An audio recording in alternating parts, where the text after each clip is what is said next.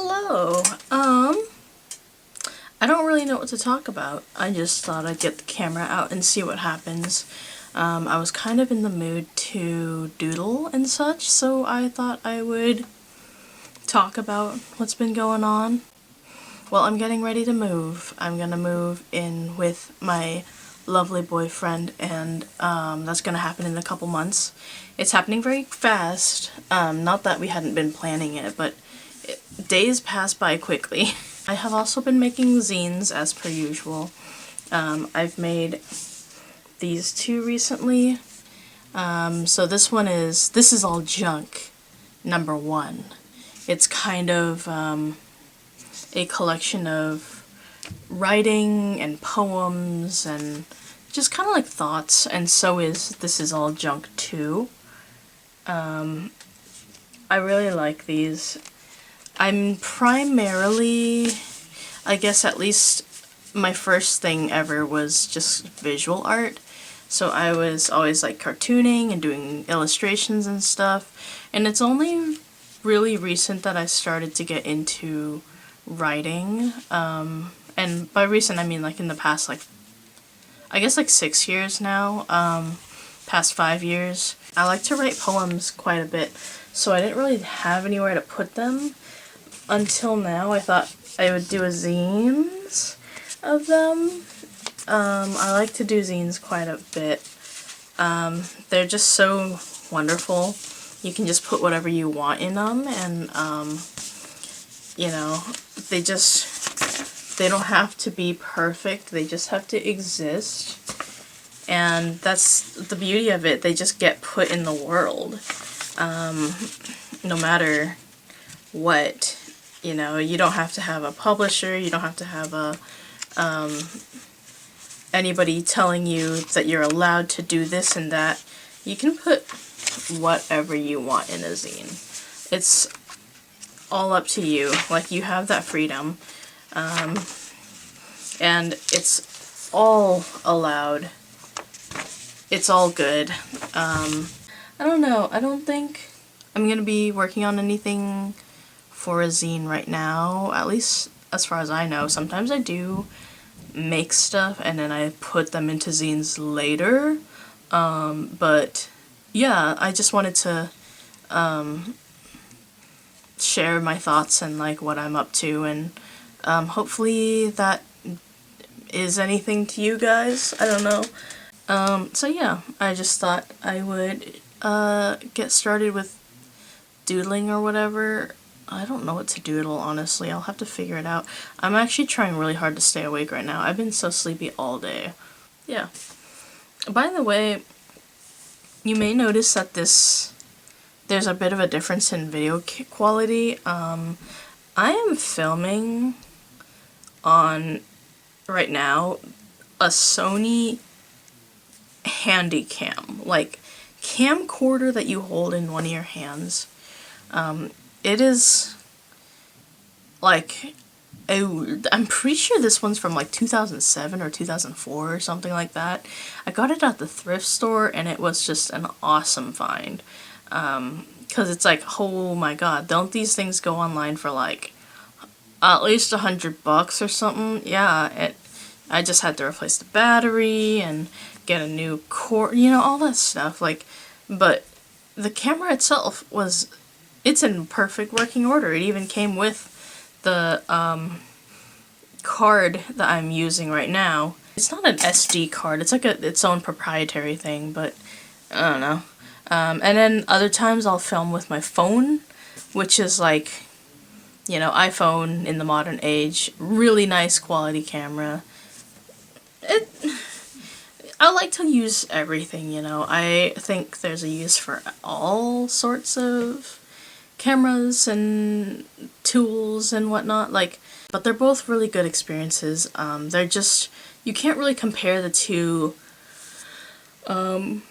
as better or worse than the other. They just kind of are their own experiences that you have to pick and choose, and you know, I like to kind of blend the two.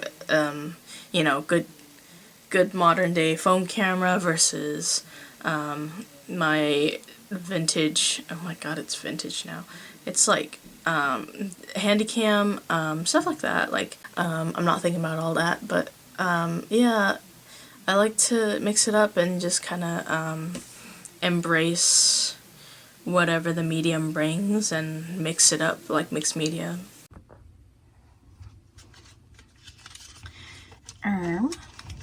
Opening up a fresh thing of incense, bayberry scent. I really like it a lot. The incense matches bayberry. Favorite, love it. It smells so good. How do I describe it? It's like a kind of like spicy berry. Not like fruity candy berry, but like piney, resinous woods kind of berry, you know, like mistletoe or something, just kind of natural and medicinal almost. It's just so good. Very lovely. It's strong. Like when you put it up into your nostrils or whatever, like I just did. Ah, she's so good. Sorry, I just like it a lot. So let's get into it. I don't really know what to doodle. I think, if anything, I'm gonna be just starting out with some like chicken scratch. But I'm using this sketchbook that I made. There's a lemon side. It's like cotton. And then cherries. It's just so fun. And I can't flip through this too much because it's full of drawings I can't show on YouTube. But I've done things like make this little pocket that I've never used, and also this other little pocket I've never used. And it's just there, you know. And let's see if there's anything. Oh, this one's cool. I really like this illustration I did, if the camera will show it very well. This one's kind of like about identity, especially for those who are transgender or in the closet. It's just very something I think about, especially after watching the finale of, oops, can't show that, the finale of The Amazing Digital Circus. If you don't know anything about it, I'm not gonna preach or tell you anything, but I will say it's gut-wrenching. It's, oh my god. I think about identity so strongly. And I do think about how once, you know, I'm not gonna tell you the entire plot of The Amazing Digital Circus, but when you're in the circus, you forget your name, and that's like a huge theme of like, or like a huge running like thing that you see in media about identity, is that people often forget their name, change their name, don't know their name, things like that. And so it's just really cool to see it in play. I've only got like a handful of pages left. And I think the paper I used was just like the Dick Blick Sulfite like drawing paper. Nothing super fancy, but it was like the affordable drawing paper, and I think it was on sale or something. So I got like huge sheets of it, cut them up, and then bound them together with like wax thread. And this is actually chipboard, like 8.5 by 11 chipboard, and like cardstock. It's so easy to make your own sketchbooks, and I really recommend people do that. That's actually something I have to do before I move, is to make what is it called, watercolor sketchbooks out of my Arches paper, because I feel like it's not impossible, but in a new space that is smaller than where I live currently, it's gonna be hard to like take giant sheets of paper and get on the floor and like make room when we have like moving boxes everywhere and shit like that, you know. I just think I'll like have to make some time before I do that to like get that arranged. And I'm using some ink and dip pens to kind of scribble a little bit. The dip pens themselves I got in like a booster pack or something from St. Louis Art Supply's website. So this one, I don't know what it is. It's just it probably says on there, but I'm not gonna look, you know. And I picked up a tip from some guy on YouTube. I'm sure I could find him if I bothered, but he said when thinning out ink, not to use water, but to use Windex. And it works remarkably well. I actually have a little, so silly and goofy, I have a little thing of Windex right here, in a little like jam jar. But Windex works really good because it's got ammonia in it, which helps dissolve the ink and keep it nice and loose without like making it just dry in a way. I don't know how to explain it, but like water makes things like certain formulas dry or just like too diluted in like a way that doesn't work. I can't explain it to you, but it's like, trust me, bro. What should I doodle? You know what I could do is I was going to do some stuff for Art Fight, but then I thought I need to like loosen up with something else first, like my own doodles. I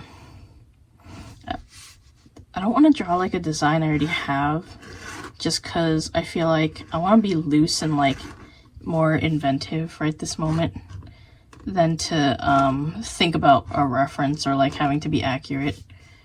Or maybe I should just draw like funny versions of characters I already have. Just like little doodles without worrying about like being on model, you know? I think that'd be fun. Like, let's see. Heliotrope, I feel, could be really, really awesome to do. Because he's like... he's just like so grumpsome. He's a huge grump. Oh, this hat is like, it's kind of going through it. That's okay. It's part of the process, you know. To just doodle and not worry. And I'm like, why is he such a grump? He has like a very like military father. Dude's been in active service his entire life.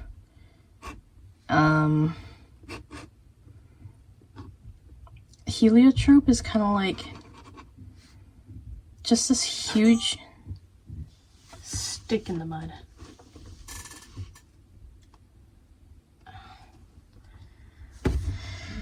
Oh, that was my digicam, or handycam. It kind of got full in the memory department, so it'll be interesting to see how that file looks. It might be effed up because I didn't give it some space. Or maybe it's fine and I just don't know it. But yeah. Heliotrope is like... Heliotrope Bernardino. He has one of those fathers who is like... He's Mexican, right?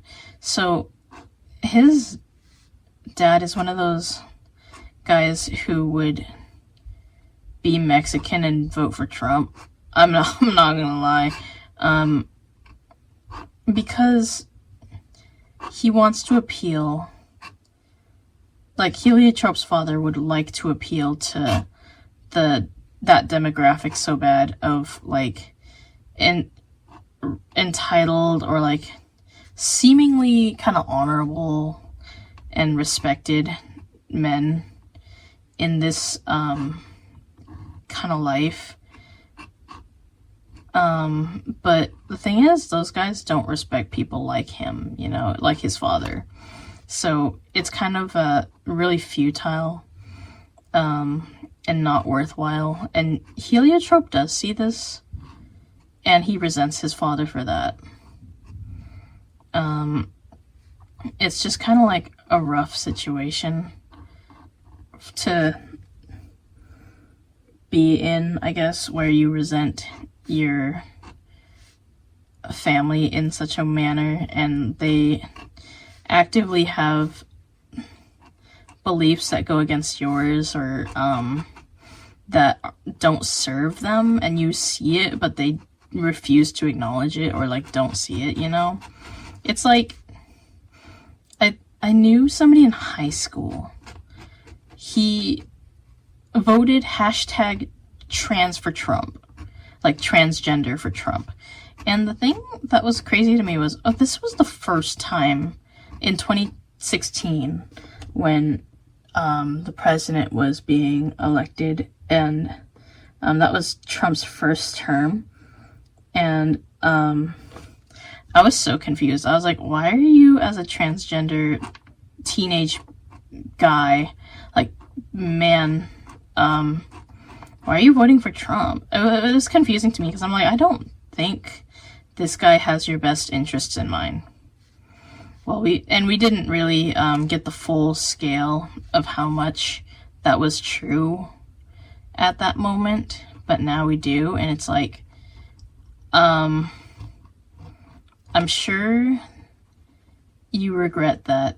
And I don't know where this guy is anymore, if he's even still transgender, or if he detransitioned, or if he is alive still. I don't know where this guy is. But I hope for the best for everybody, you know. I just hope that at least he got the opportunity to say, oops, I done effed up. I just want people to, like, be okay. And I'm not, like, here to be like, you're voting for the wrong guy, or anything like that. Although I really do think that guy is not the right guy in any context to be in charge of anything. He shouldn't even be in charge of a battery, you know, like that guy can't. I don't trust like that, dude. Anyway, I'm just having fun here with, like, hatching and being a little bit meditative while also using my brain to talk. I don't know. I like Dip Pen a lot. It just has, like, a really cool vibe to it. I'm trying to remember the name of this YouTube channel. I think it's called Bad Ink Studios. Maybe I'll put the name on screen if I bother to edit. Sometimes I love editing and I'm in the zone, and sometimes I can't be effed. But Bad Ink Studios, I think is the name of it. They have really good videos on inking and working on comics. And the comic artist who primarily does the stuff on there, I think her name is Lydia. Oh my god. That lady is so cool. She's like a comic machine, like ink genius. I don't even, like, follow them that closely, like that channel, but there's a lot of good things to glean from them, you know, like a lot of good information and good advice that I have taken.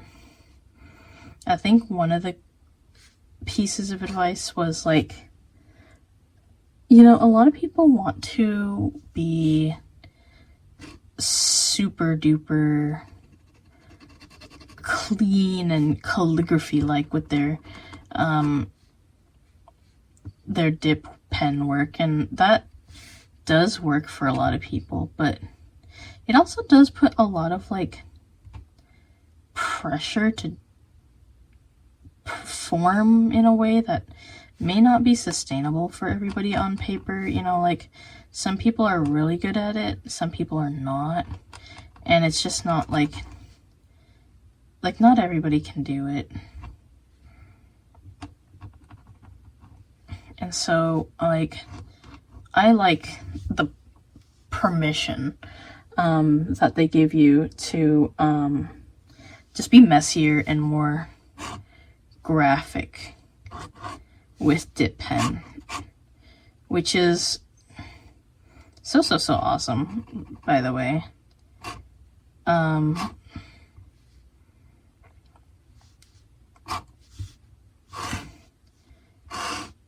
It's really nice to like remember that you can be messy and like make something look good. You know, you don't have to be super perfect and perfectionist or anything when it comes to your work, and sometimes it is to the detriment if you do work super perfectionist. Actually, it's very often, more than not, to your detriment if you are a perfectionist on your work. And that's just the facts. Like, perfectionists don't finish things. I love you lots, Corey. But I dated a guy, and he worked on a song, like a single song, for years. And I don't remember how long it was, if it was like 5 years, 6 years, 12 years. It was a long time to be working on a single song. And at the time, I was like, wow, that's so cool. That's like really admirable that you would like fine-tune something for that long and have that patience. I thought the word was patience. But I realized that that's not my way of doing things, or at least for me, it wouldn't be sustainable for me to work like that. Art, for me, is something that has to come out of me. It's like unbearable to not create. And I have to like let it out like it's a creature stuck in my skin. And I have to let it happen all the time whenever I'm feeling it. And it can't be the same thing all the time, because it's not the same thing all the time. You know, we all go through phases of life and things are different, and not everything fits.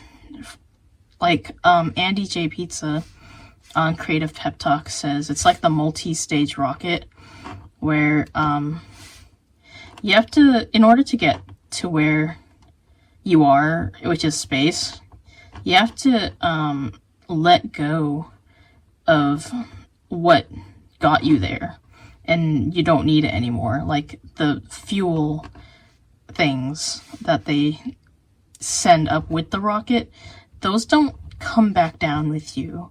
They don't follow you into like out of orbit. They are there until they aren't needed anymore. And so sometimes art is like that, where I'm like, okay, well, this got me here to where I was in a certain part of life, but now I need to do something else. I need to work on something else. I need to like focus on something else. And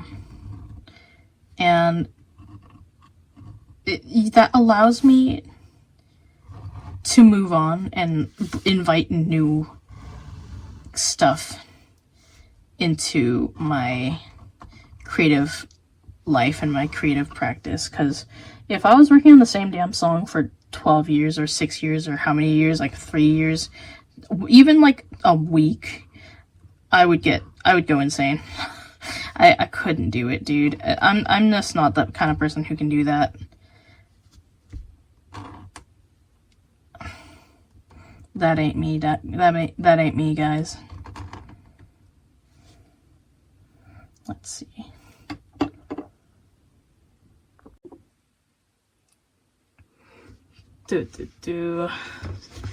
I put a new memory card into the Handycam, and it works, but it keeps giving me an error message saying that this memory stick may not record properly. It may not play back things right. And I'm like, okay, that's fine, but it keeps doing it like every time I change a window or something, and it beeps for like too long. That's alright, that's whatever. It's just a little bit annoying. It works, but I might get a different memory card in the future. It works though, so I don't know. Who knows? I'm gonna light some more of this because I can't get enough. It is just my favorite. That's one of the things I'm gonna miss, is that the new place that I'm moving into is a smoke-free building. So I don't think they're cool with incense, which is so sad because I love it. But I guess that's just one of the things I'll have to sacrifice. You know, small price to pay for freedom of living or whatever. And that's like the thing about letting go of things that don't serve you anymore, is that I'm gonna be in an entirely different lifestyle, or at least like if a different environment, and my lifestyle will change. And so I don't know what that's gonna look like quite yet, but I will find out. And things that I've been able to get away with, I probably won't be able to for like everything, you know, forever. There's probably gonna be like, you know, some constraints. Like right now, I don't have much of a constraint of space. Like if I wanted to get some crap, I could put it somewhere. But I am also at the same time finding that I don't have a lot of space for all the stuff I want to keep, and that I need to be smarter about what I bring into my home and what I decide to keep and throw away or give out or whatever, donate. And so it's like, well, I'm not gonna have infinite space forever, and I'm not gonna take everything with me. I can't. I just can't. Like giant Five Nights at Freddy's popcorn bucket head, I don't think that's coming with me into my little new space. I just don't think he's coming. It would be nice, but where the hell is he gonna go? It's a big popcorn bucket, you know.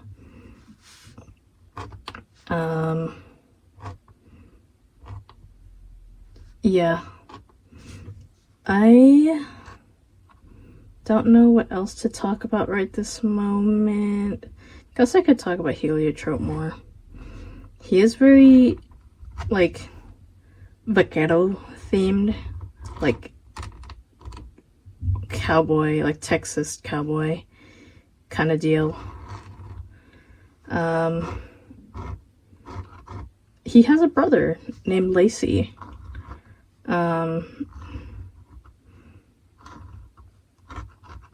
And I don't know what their relationship is very much like.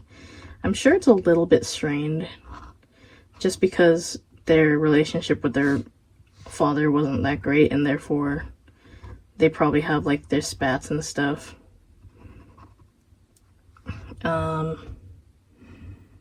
Let's see what else. He has a ink spot. He has a girlfriend named Molly. And I say girlfriend named Molly, she's more important than he is in the context of the story that they're in. I could tell the story without heliotrope is the thing, which is a little crazy, because like, they are together, but he's not the most essential element when I tell the story, you know? So he could just not be involved altogether, and the story would run. I do think he adds something, though, by being there. I'm trying to, like, do, like, a cow spot pattern here. And I don't have cow spots pulled up or anything. But I'm just kind of, like, going by memory.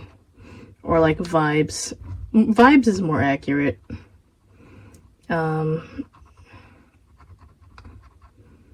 But yeah, he does have significance. But if I had to get rid of him, I could do.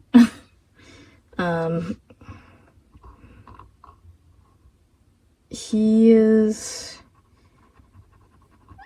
kind of like a big grouch because he's very soft inside. I think he's got a lot to lose. Or he doesn't really have much to begin with. He is just a guy, my dudes. He is like a guy who's lived kind of a rough life. Not super rough, but just like everything was paycheck to paycheck. And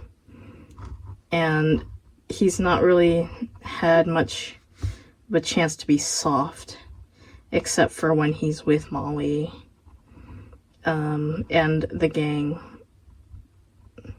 that he's in. And, you know, I think that does have to do with how I write the dynamics of femininity and masculinity in the story. When I say femininity and masculinity, I don't always mean like male and female, like girls versus boys. I do mean more like an energy of, you know, things are more like, how are things reciprocated? Like, male energy, I feel like, is always it takes, it conquers, it gets. Female energy, I feel like, gives, provides, offers, lends. Male energy is more about, like,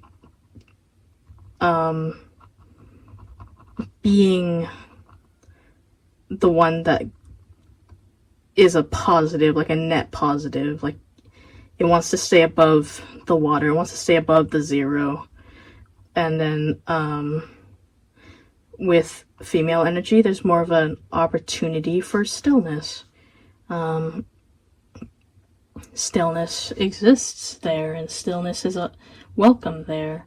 And welcoming is another word that I think is very like female. It's like inviting and welcoming, and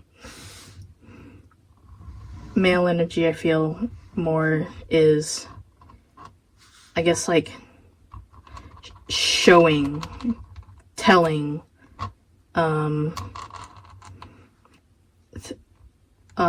see, it's just kind of like different, you know. I think about it in the context of like yin and yang. They have those different energies, but they need to have each other, and they have a little bit of the other inside each of them. It's like the concept of the anima and the animus, by, I think it was Carl Jung or Freud, I don't know, one of them, where inside every man, there is a woman, and inside every woman, there's a man. And it does look at the, it does mirror kind of like the yin and yang peace sign, you know, where it's like a balance. You can't have one without the other. And I do think heliotrope is the masculine who helps balance out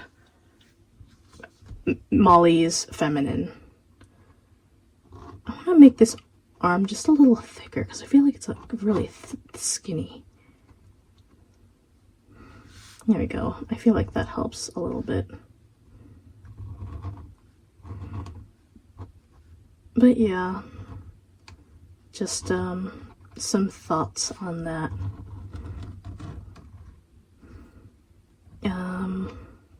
Where else does this show up in my characters? I know Sakana, who is the one in the identity picture that I showed you, he is a character who is a really great example of like the art needs to come out. The femininity in him has to make itself present or else he can't bear it. He is a very, in practice, he's a masculine character.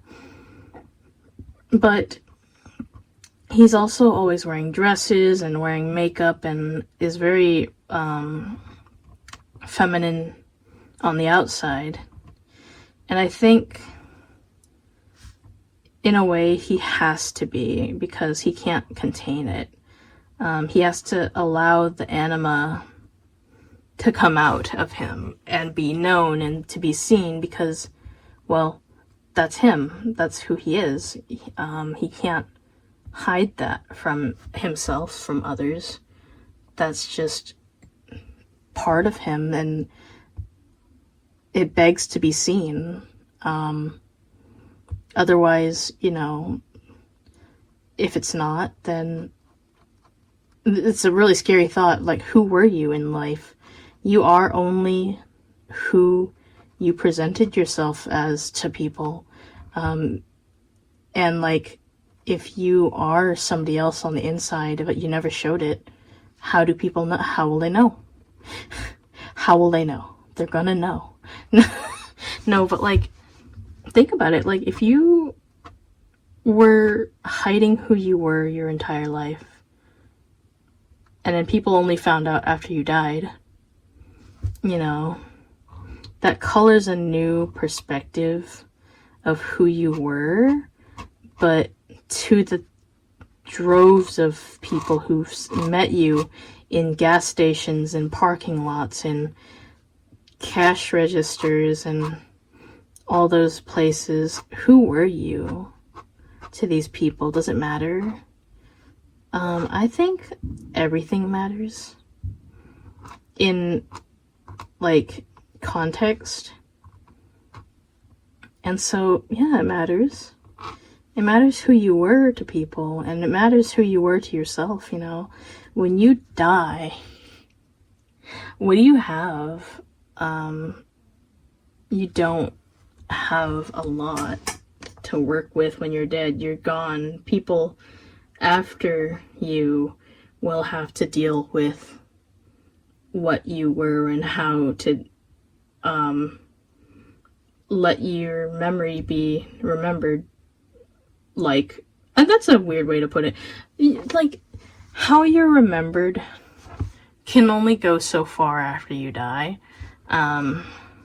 You have to do all that shit while you're alive, dude. I hate to say it, but, you know, you gotta do it. It's like, oh man, who's gonna do all my laundry when I die? Somebody's probably gonna do it, but they don't want to. And then it's gonna get donated, it's gonna be kept, you know, stuff like that. And what did I want to happen to my clothes while I was alive? I can't do that anymore when I'm dead. And this was like a huge thing that plagued my mind in 2020. That was, for those who blocked it out of their memory. Kind of like the peak of COVID and isolation and stuff like that. COVID-19 kind of bled into 2020 really strongly, and like everything was settling into a different kind of normal, like a new normal at that point. And I was like having hardcore psychosis and like just like a realization that like, oh my god, like this is life, like and this is death. Like mortality hit me, truly hit me for the first time. Like I always went like, oh yeah, I'm gonna die or whatever, but then like things happened and I realized that some skeletons in my closet, like if I didn't handle them while I was alive, they would never get taken care of. And that was the scariest thought. I was like, oh my god, I'm gonna die having never made amends or fixed things or like went over things with people. And that was like honestly so scary. I was like, dude, I have to live. And it was just the whole thing. And I had brought about psychosis. I was also a huge habitual daily user of cannabis at the time, and it didn't help. That was a thing to send me into psychosis, but also like just like the stress of all these things kind of compounding. I was like, I couldn't handle it. Into the loony bin you go, you know. And oh god, like life is serious, dudes. Life is very serious. And so you have to do it. You have to live it while you can. It's not like a given, it's a privilege that you are given. And a lot of people don't like to hear that because they don't want this life. They don't want to be living this life. And I get it. It's kind of a rough one, but it's the only one we got, dudes. There is stuff like reincarnation, but that's like a different you. That's not like the same you. That's like you are a rat or a butterfly or a plant. You're not the same. It's like this is the only time you are this version of you. And that's crazy. Right? Like, gee. What the heck? It just dumbfounds me. Like, I'm completely in awe and in horror and in admiration of what life brings about. Getting all spiritual, not philosophical, but spiritual. It's like crazy, genuinely. It's like, dude, we are such fragile creatures as humans, and yet we're so resilient at the same time. It's like, how does that work? It's like an eggshell. People like to say things like walking on eggshells or like use eggs in science labs, like making a bottle rocket with an egg in it and trying to send it back down without cracking it because eggs are fragile. But at the same time, eggshells are so strong that they protect life until it is time for it to emerge. And those eggshells are so strong, but they're so gentle that they also receive. They receive air. Like, if you don't know, the membrane in an egg, I mean, I'm sure this is like 5th grade science, but the membrane in the eggs allows things like air and fluid and stuff, I don't know, like mostly air, to exchange out of the egg and into the egg so that the thing can breathe. And so it's a magical, wonderful thing, eggs. And they are so good, tasty, like egg yolk, yum. But the egg yolk itself, even, it gives fuel for life. It is the fuel. It is the food for the creature within. I don't know. I think eggs are just so cool. Like, how does that happen? How did we do that? They just came to be one day. And it's like, whoa. It's like the coolest thing in the planet. There's so many cool things in the planet, actually. It's like hard to pick. There's just so many things that are fascinating about life and like that are worth living about life. So like, yeah, despite having like I would say existential crisis, I chose to be alive. And that's like rough, that's hard, especially when shit is so dire. And I do think choosing to live is always the option that I would like people to take. I think everybody should be allowed to live and experience the joys that life has to offer. But I've also mentioned before that, like, I am not the arbiter of whether life is worth living for everybody. And I don't mean that in like a genocidal way or anything crazy like that. I mean that in a way that, like, if somebody told me that their life that they live isn't worth living, I would just listen, you know? I would try to just listen. Obviously, I would be like, it's tough, you know? I would be like, it's rough, you know? I'm not gonna be like, oh, but like, life is so good, to somebody who doesn't see it at the moment, you know? It's gotta be a little bit more nuanced than that and more gentle, and you gotta like really let them see it for themselves. You can't just shove it in their face. Ryan Gosling does not want his cereal, you know? I don't think that made any sense. If you don't know what I'm talking about, it's okay.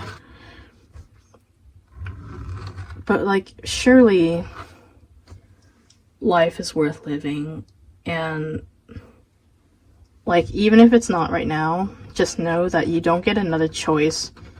You don't get, like, you don't get to save scum on life, okay?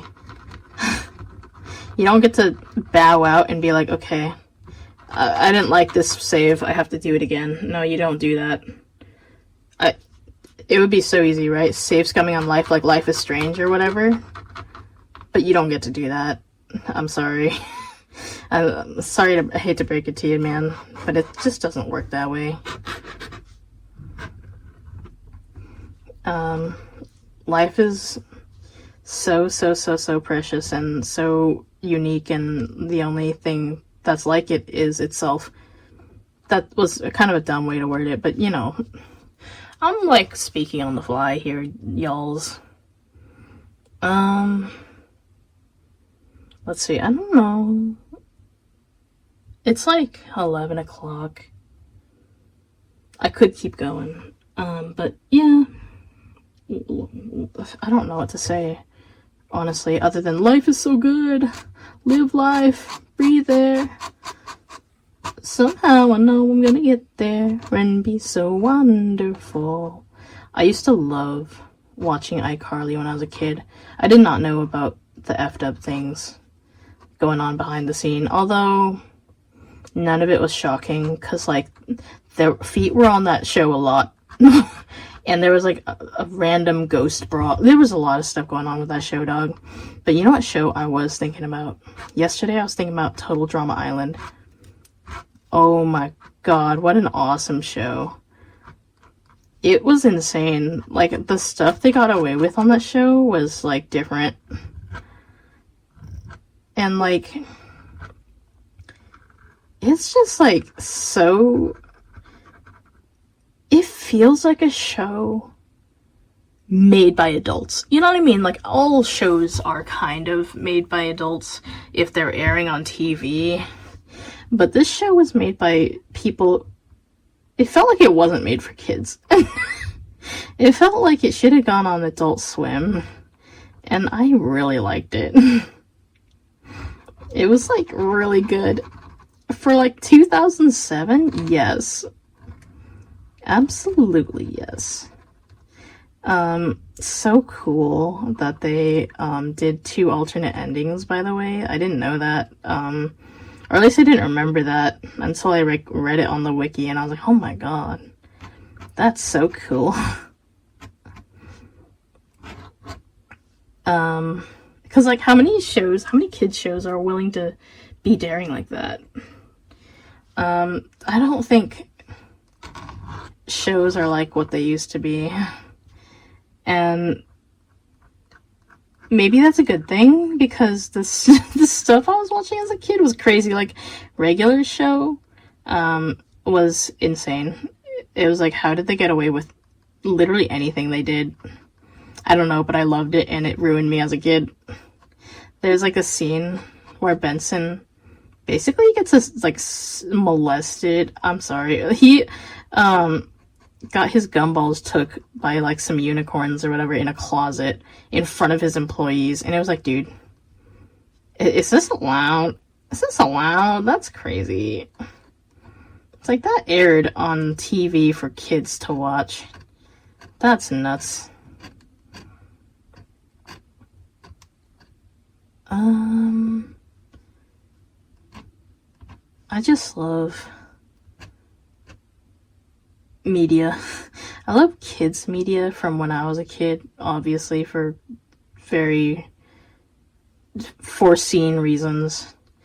But, like, it really did influence a lot of, like, what I do now, in the best possible ways. Like, I am one of those people who considers themselves a kid at heart, right? Like, I am one of those people who is always saying shit like, oh, you don't choose to grow old, but you can choose to grow up, you know? And I think that's very true. And so, the age that I kind of float around is, like, in my teens, and, like, young, like, 10-year-old, 12-year-old, 14-year-old self. That's kind of the self that I really want to embody or, like, live as. And so it's no surprise that the things that I really... It's like they say, the stuff that blew your mind when you were 12 is the stuff that will follow you for life. Like, if you were really into Naruto when you were a kid, I'm sorry, that's never leaving your personality. That's part of you. Naruto shaped you, okay? Like, you can't take the Naruto out of the accountant or the McDonald's cashier. You can't take it out of you. It's part of you, dude. And maybe that's not something that you feel the need to hear an apology for. Maybe that's something that's, like, relieving. It's like, oh, thank God. I thought I was scared that accounting was just gonna be me forever. I'm so glad there's, like, ninjas in there. I don't know, something silly like that. I hope that is the case. I hope you're thinking, hell yeah, I have Naruto in my personality. Because honestly, that's dope. If you do have Naruto in your personality, that's dope. It's really dope, dude. I'm gonna add like a little more hatching, and then I think I'm done recording just because I can't keep talking forever. I don't have to, but I'm like, what do I just fill the space with, dog? Music? I don't know, maybe. But also, like, I don't want to work with all these video files. It's like a lot of video files, you know what I mean?